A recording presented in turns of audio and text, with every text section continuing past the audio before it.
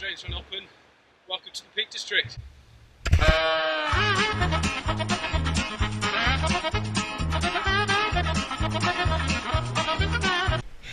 Wow, nice view. Today we're going to talk about bearings. First of all, magnetic bearings, which are used to confirm that you're walking in the right direction. Perhaps the visibility is too poor or you're in a valley and you can't see where you're going. Secondly, grid bearings, which are used to translate a route from a map into a real-life direction that you can walk on. And finally, resections, which are a combination of magnetic and grid bearings and are used to confirm your exact position on the map. So first of all, magnetic bearings. We would use a magnetic bearing to confirm that we're travelling in the correct direction. We might be able to see our target now, in this case Windhill Pike over there, but we might know that we're going to come into cloud cover shortly or going down in a valley and we'll soon lose sight of it.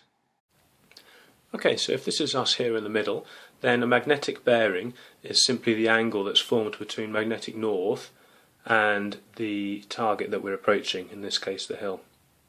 As long as we keep that angle the same all along this journey, we know we'll eventually end up at the hill.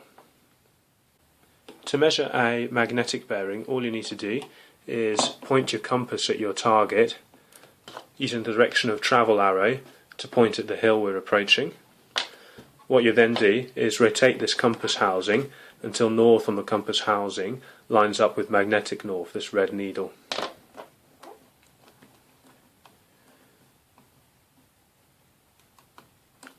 Check 2 or 3 times to make sure you've got an accurate bearing, and then you can read off the bearing at this black line here, in this case 245 degrees. So as long as you walk now with this compass held flat and the magnetic arrow is sitting directly above north on the compass housing, you know that you're going to be walking along this direction here and you'll eventually end up at the hill. One thing to bear in mind with a magnetic bearing is that you're going to encounter obstacles. For instance, here we've got a massive lake, Lady Bower Reservoir. We can't walk through it, so what we'd have to do is count our steps to box around it. This is why.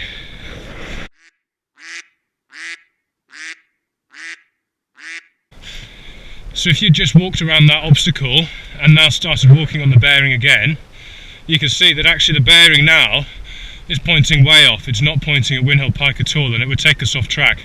So once you've walked around your obstacle, you need to count the same number of paces back to get on that original line.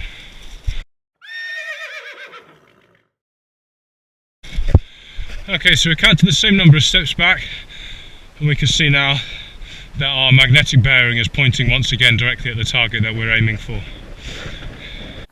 Now, if the visibility is really poor and you can't see your target at all, you're going to have to measure your bearing using the map. This would be called a grid bearing.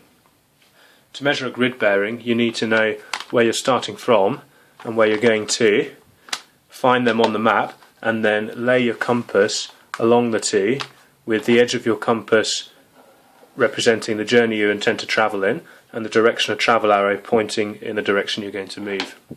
Once you've done that, rotate the compass housing until north on the compass housing lines up with grid north, which is parallel with these eastings, these lines here.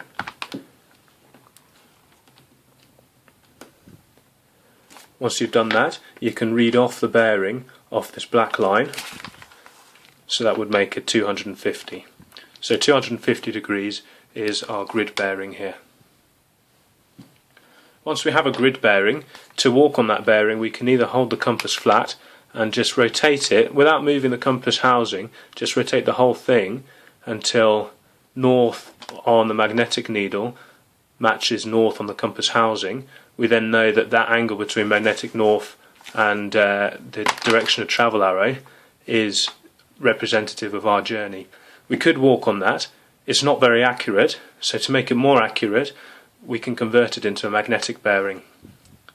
To convert a grid bearing into a magnetic bearing, all you need to do is turn the compass housing about 3 degrees anti-clockwise to take account of an error between these grid norths drawn on a rectangular 2D map and magnetic north, which is a fixed point on a 3D sphere, the planet.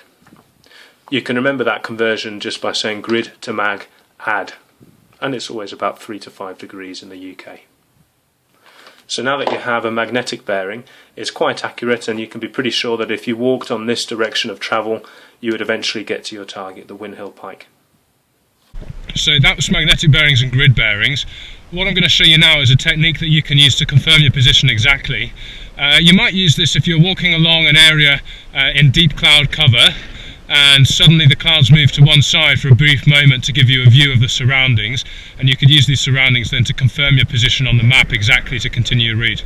So we'll use that Windhill again. Imagine the clouds just cleared, we can suddenly see Windhill, and we want to know exactly where we are on the map. So we in fact do what we've just done in opposite. We take a magnetic bearing from Windhill, pointing the direction of travel arrow at Windhill, then holding the base plate of the compass flat and rotating that compass wheel until north on the compass wheel lines up with the magnetic north needle, the red needle. Do it again just to make sure. So we've measured an accurate magnetic bearing to Windhill Pike. We need to convert that to a grid bearing next. So this time it's mag to grid, get rid, or simply just turn the compass housing 3 degrees clockwise.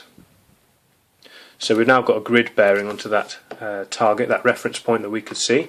So to use this, what we need to do is find the feature on the map that we took it to, Windhill, use that as a pivot with a direction of travel pointing towards that pivot, and turn the compass around that pivot until north on the compass housing lines up with grid north, the top of the map. Okay, so once we've done that, we can then draw a line along the map using a pencil, which would represent the magnetic bearing that we've just measured. We know then that we're going to be somewhere along this line. There's one, so we need to do that for 2 other known targets that we can identify on the map. For instance, we can see, let's take the end of that bridge over there, so we could see the eastern point of the bridge, take a magnetic bearing to a known target, so pointing the direction of travel arrow at the target, rotating the compass wheel until north on the compass wheel lines up with magnetic north, the red needle. So we've got a magnetic bearing to the edge of the bridge. So now we know we've got a magnetic bearing to that eastern edge of the bridge. Once again we can convert that into a grid bearing, so it's mag to grid, get rid, or just turn the compass housing about 3 degrees clockwise. Again we're going to use our target that we took the bearing to, the edge of this bridge, as a pivot point, pointing the direction of travel towards that pivot point and moving the compass around the pivot until north on the compass wheel matches grid north on the map. Again we'll draw a line using a pencil from that target to roughly where we think we are along the edge of the compass. Okay, so now we've got 2 points crossing, which should mean we're in this location. We're going to take one more just to confirm that we're absolutely right. So let's take the bend in the reservoir there. We can see it goes round and then it goes back on itself. We'll take it at that far corner. Try and be quite accurate, do it on the bank that we can see. So aim the direction of travel arrow at the target, hold the compass flat and rotate the compass wheel until magnetic north lines up with compass north. We need to convert that into a grid bearing, so it's mag to grid, get rid, turn it 3 degrees clockwise. We then make sure the direction of travel arrow is pointing in the direction we would be walking, or the way we look to take that bearing. Use the edge of that bend as a pivot point and move the compass around that pivot point until north on the compass housing lines up with grid north. There we have it. Again, use that pencil to draw a line along the edge of the compass. And we can see now that where the 3 lines cross, there's 1, 2, 3, we know we're going to be exactly in that location. That's all for today. We've done magnetic bearings, grid bearings and resections. The key points to take home are to always make sure your direction of travel arrow is pointing the right way, and to always use the right north for the type of bearing you're going to do. Hope that was helpful. Do tune in for more videos in the future.